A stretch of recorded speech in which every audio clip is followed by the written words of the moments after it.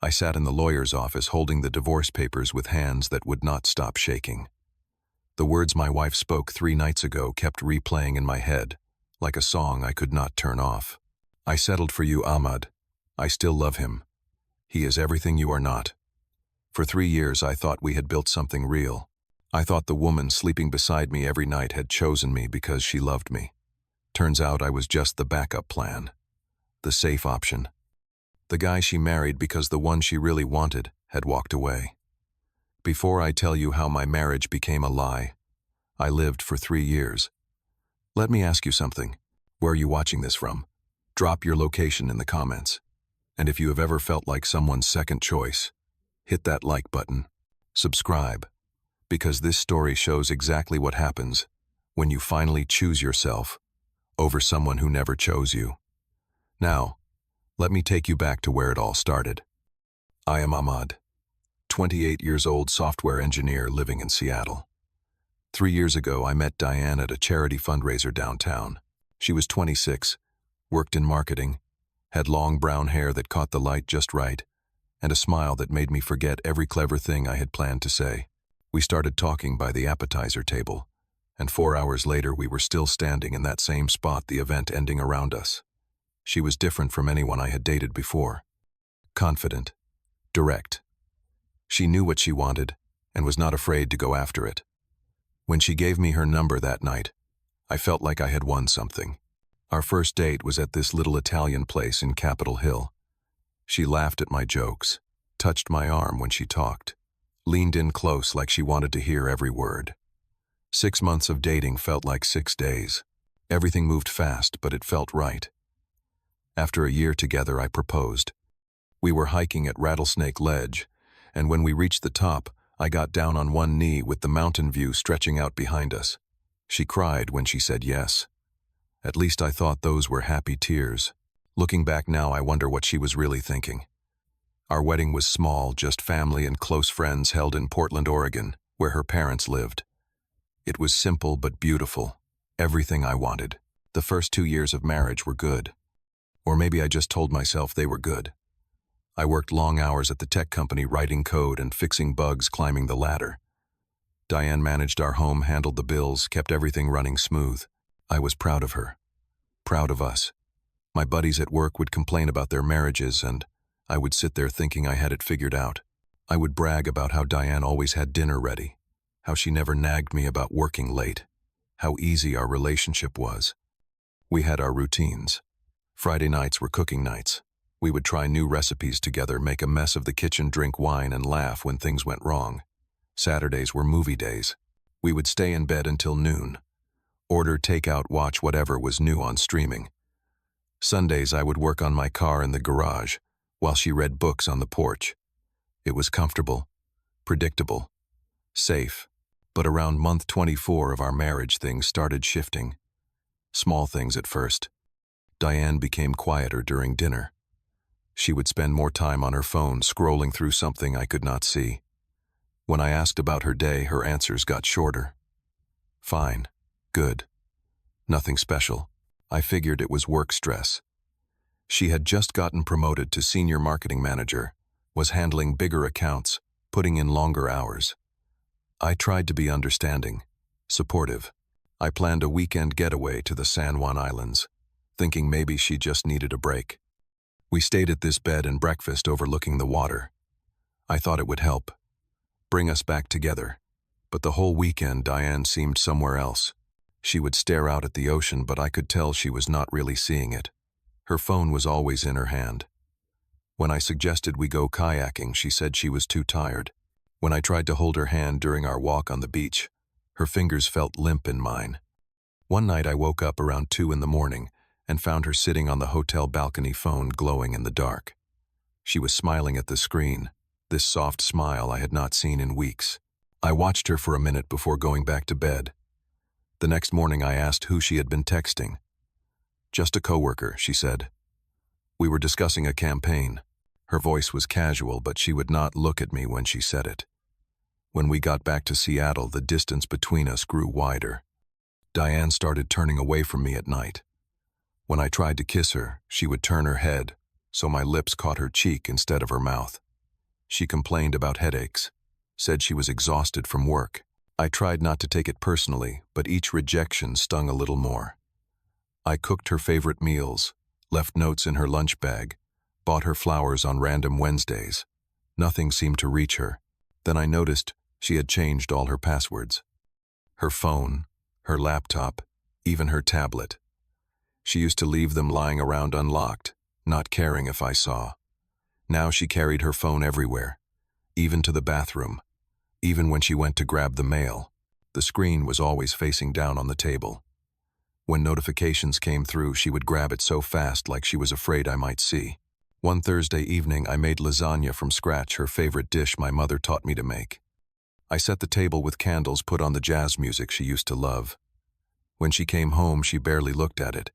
She ate 3 bites, said she was not hungry, and went upstairs. I sat there alone, staring at the candles burning down, wondering what I had done wrong. The lasagna went cold on her plate. I tried to talk to her. Multiple times. I would ask if everything was okay between us, if I had done something to upset her, if there was something she needed from me. She always gave me the same answer. "You are overthinking, Ahmad. I am just tired. Stop being so needy."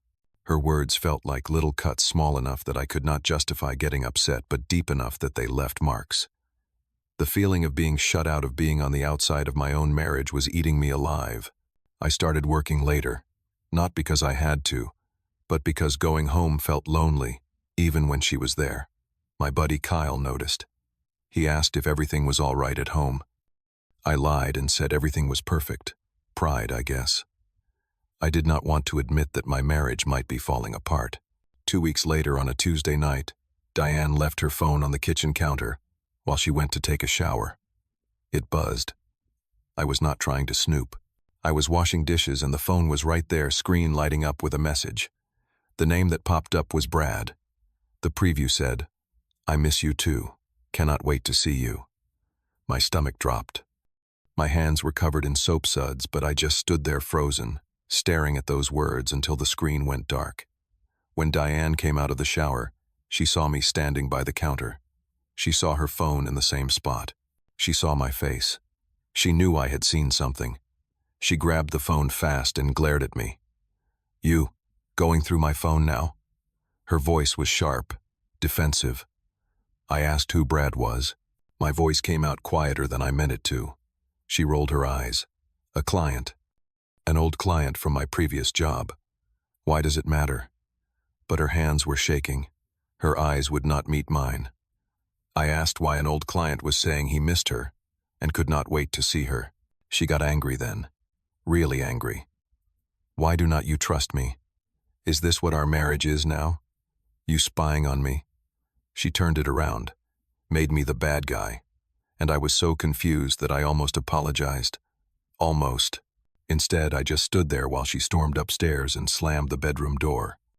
I did not sleep that night. I laid on the couch in the living room, staring at the ceiling, replaying everything in my head. The distance, the coldness, the secret phone calls, the changed passwords. All of it pointed to one thing, but I did not want to believe it. I did not want to be that guy whose wife was cheating. So, I told myself, maybe I was wrong. Maybe I was being paranoid, like she said. The next morning, I tried one more time. I asked her to be honest with me, to tell me if something was going on. She exploded. "Why do not you trust me, Ahmad? What kind of husband accuses his wife like this? I have done nothing wrong.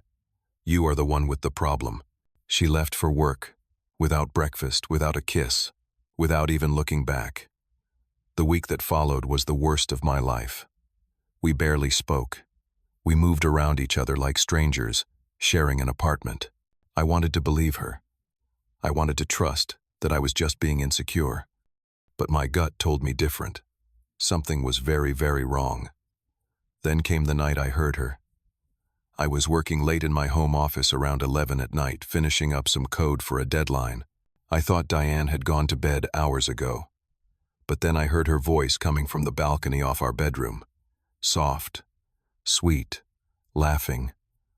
A tone I had not heard her use in months, maybe years. I got up quietly and moved closer to the doorway. I did not want to eavesdrop, but something in her voice pulled me forward. I stood in the hallway just out of sight and listened. I know, she was saying. I should have waited for you, but you left. Remember? There was a pause, then her voice again, thick with emotion.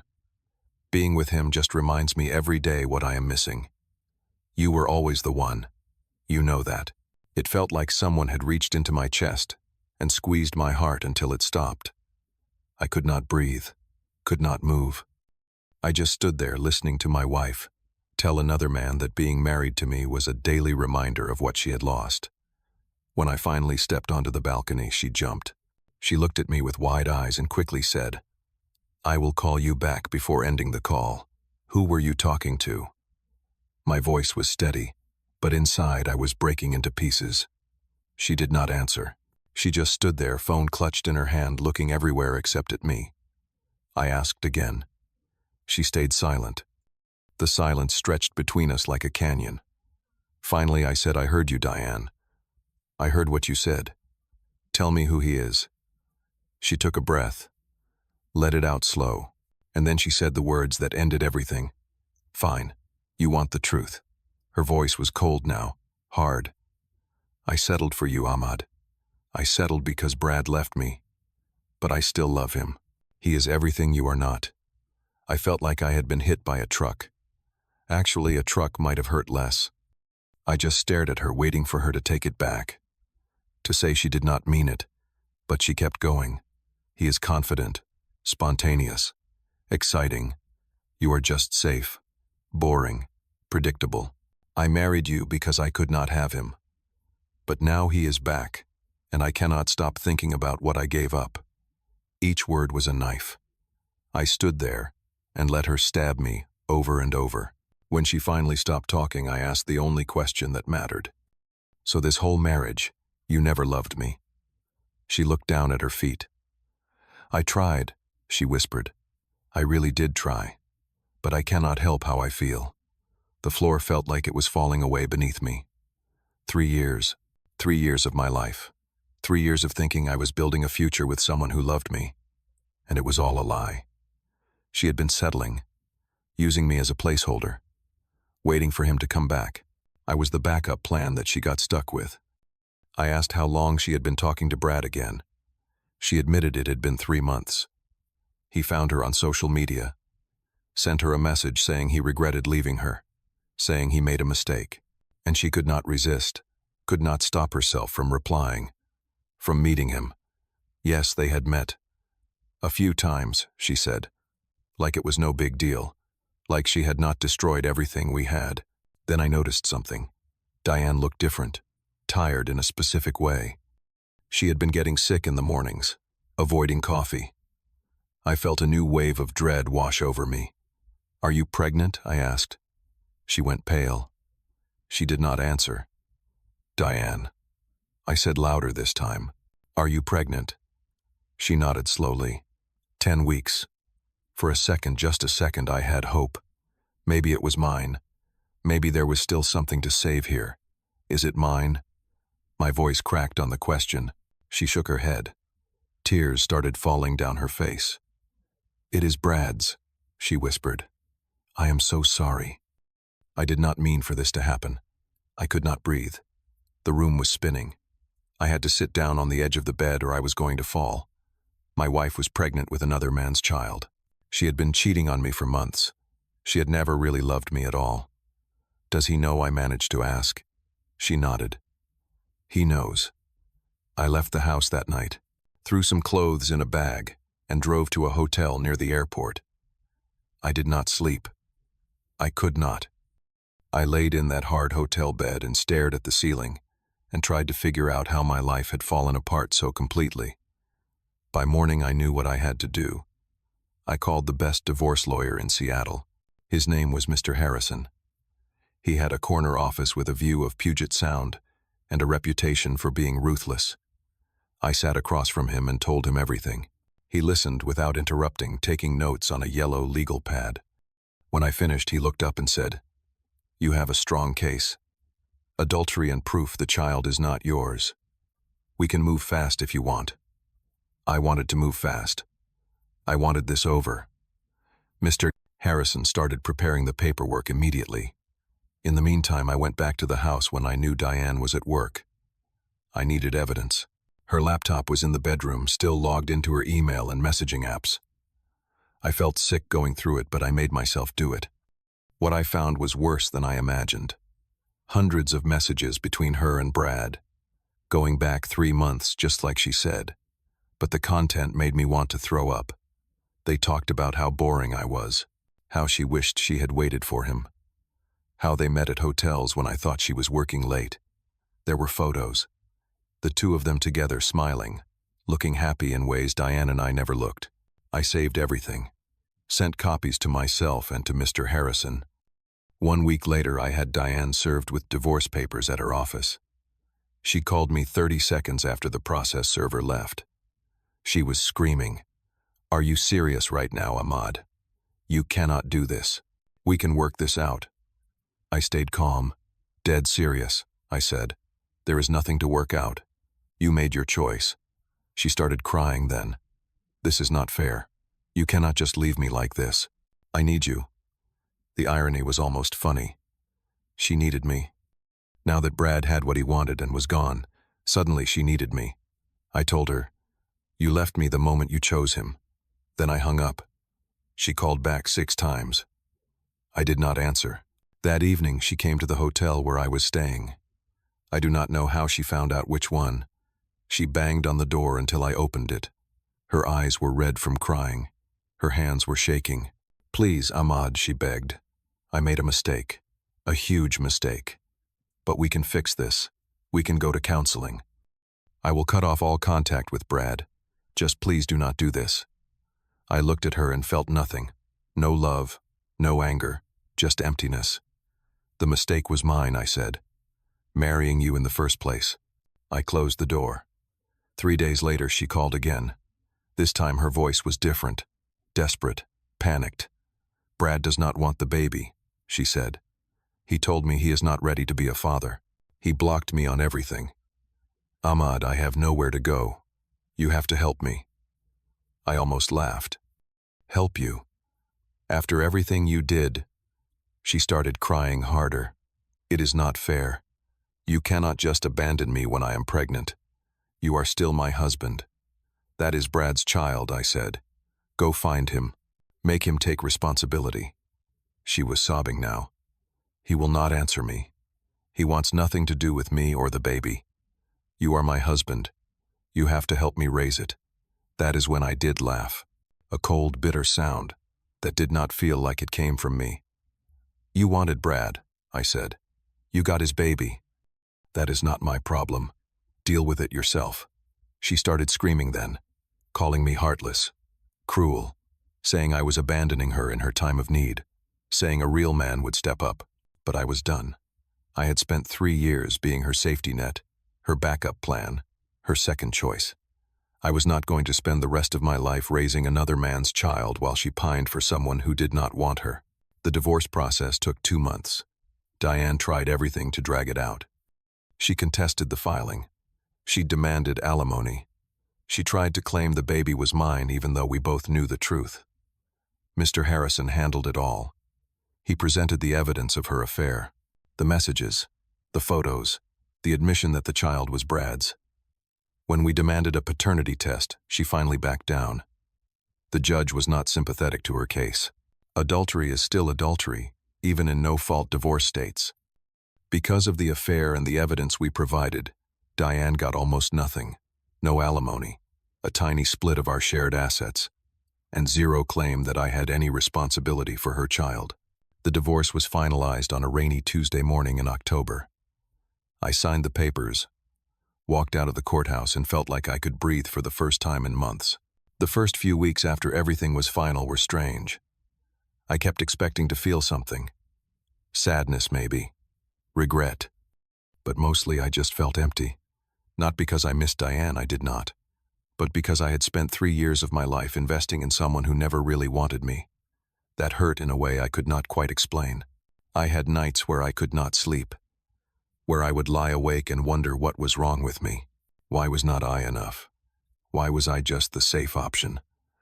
The boring one. Kyle would come over with pizza and beer and tell me the same thing every time. You did the right thing, man. She did not deserve you.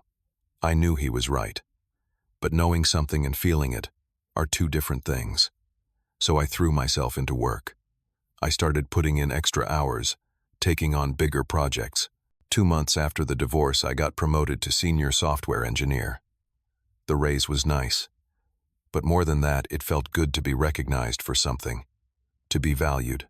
My boss told me I was one of the most reliable people on the team.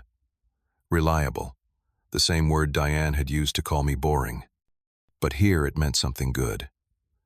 I started going to the gym every morning before work, lifting weights, running on the treadmill until my legs burned and my mind went quiet. I dropped 15 pounds, built muscle, started feeling stronger inside and out. On weekends, I reconnected with friends I had neglected during my marriage. Kyle and I went hiking up in the Cascades. We climbed to the top of Mount Si, and when we reached the summit, I stood there looking out over the valley and felt something I had not felt in a long time. Free. I realized how much of myself I had lost, trying to make Diane happy. I had given up my hobbies, stopped playing guitar, something I loved in high school, stopped going to concerts, stopped doing anything that was just for me. Now I was finding those pieces again. I bought a new guitar, a beautiful acoustic I found in a shop on Pike Street. Started taking lessons. My fingers hurt from pressing the strings, but it felt good. Like I was building something new.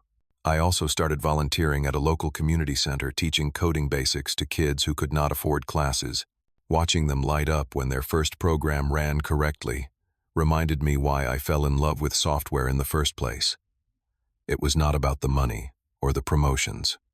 It was about creating something, solving problems, making things work. About 6 months after the divorce was final, Kyle told me he had run into Diane. She had the baby, a little girl. She was living with her parents, working part-time because childcare was expensive. Brad was completely out of the picture. Had not contacted her once since blocking her. Kyle said she looked tired, sad. He asked if I felt bad for her. I thought about it for a long time before answering. I felt bad for the kid. That baby did not ask to be born into this mess. Did not ask for a father who did not want her, and a mother who made terrible choices. But did I feel bad for Diane? No. She made her bed. She chose to have an affair. Chose to get pregnant with another man's child. Chose to blow up our marriage for someone who did not even want her in the end. Those were her choices. She had to live with them. I learned something important through all of this. Self-respect matters more than anything else. More than trying to make a failing marriage work. More than staying with someone out of obligation or fear of being alone. I could have stayed. Could have tried to forgive her. Could have even agreed to raise that baby as my own. Some people might have called that noble. But it would have been a lie. And I was done living lies. Walking away from Diane was the hardest thing I ever did. But it was also the bravest. Because it meant choosing myself. Choosing my own worth. Refusing to be someone's backup plan or second choice. And you know what I learned. You teach people how to treat you. By staying with someone who did not value me, I was telling them it was okay. That I would accept whatever scraps of affection they threw my way. Leaving was me finally saying I deserve better than this. I also learned about forgiveness. Not the kind where you let someone back into your life, but the kind where you let go of the anger, so it does not poison you. I do not hate Diane anymore. I do not wish bad things for her. I just do not think about her much at all. She is part of my past, a chapter that taught me what I do not want, and that is valuable in its own way. Now at 30 years old, my life looks completely different than it did a year ago. Better. I have a job I love, friends who actually care about me, hobbies that make me happy. I am not rushing to find another relationship. I am learning to be okay on my own, to enjoy my own company, to build a life that feels full, even without a partner. Will I date again? Probably. Eventually. When I meet someone who sees me as their first choice, their only choice. Someone who looks at me the way I deserve to be looked at. Not as a safe option or a backup plan, but as someone worth choosing every single day. Until then, I am good. Better than good, actually. I am happy. And that is the thing nobody tells you about walking away from something toxic. Yes, it hurts. Yes, it is scary. Yes, there are moments where you wonder if you made the right call, but on the other side of that pain is something incredible. Freedom, peace, the chance to become who you were always meant to be. Sometimes the bravest thing you can do is walk away from someone who does not see your worth. And sometimes that is exactly when you find it yourself. So, if you are watching this, and you are in a situation where you feel like someone's second choice, where you are giving everything and getting nothing back, where you are being taken for granted or straight up disrespected, I want you to know something. You deserve better. You deserve someone who chooses you completely, who does not make you question your worth, who sees you and values you and never makes you feel like you are not enough. And if that person is not in your life right now, that is okay. Because the most important relationship you will ever have is the one with yourself. Build that first. Love yourself first. Choose yourself first. Everything else will follow. What about you? Have you ever been in a relationship where you felt like the backup plan? Have you ever had to walk away from someone you loved because they did not love you the same way? Drop your story in the comments. I read every single one. And if this story resonated with you, hit that like button. Subscribe to the channel because I share real stories about real life every week. Share this with someone who needs to hear it, someone who is settling for less than they deserve.